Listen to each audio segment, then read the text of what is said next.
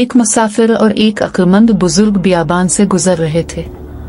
سورج سر پر تھا، ریت تپ رہی تھی اور دور دور تک کوئی آبادی نظر نہیں آ رہی تھی۔ اچانک انہیں ایک گہرا کنواں دکھائی دیا جس کے پاس ایک پرانا زنگ آلود تالا پڑا تھا۔ مسافر جوش میں آ کر بولا، دیکھیے بابا جی، یہ تالا کسی خزانے کی نشانی ہے۔ میں چاہتا ہوں اس کنویں میں اتر کر دیکھوں کہ اندر کیا ہے، شاید دولت بھری ہو۔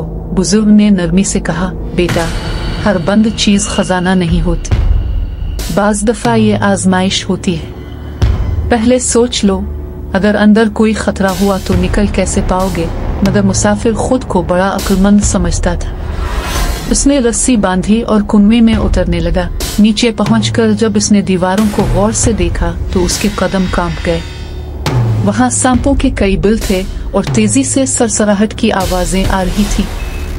خوف سے اس نے اوپر پکارا، بابا جی، جلدی رسو کھینچی، یہاں خطرہ ہے۔ بزرگ نے کہا، دیکھا بیٹا، جوش علم نہیں ہوتا اور علم ہمیشہ عقل کے ساتھ چلتا ہے۔ مسافر کو باہر نکالا گیا۔ وہ کانپتے ہاتھوں سے بیٹھ گیا اور بولا، آج جان گیا کہ صرف ہمت کافی نہیں، عقل بھی ضروری ہے۔ بزرگ مسکرا کر بولے، دانائی وہی ہے جو تمہیں تباہی سے بچا لے۔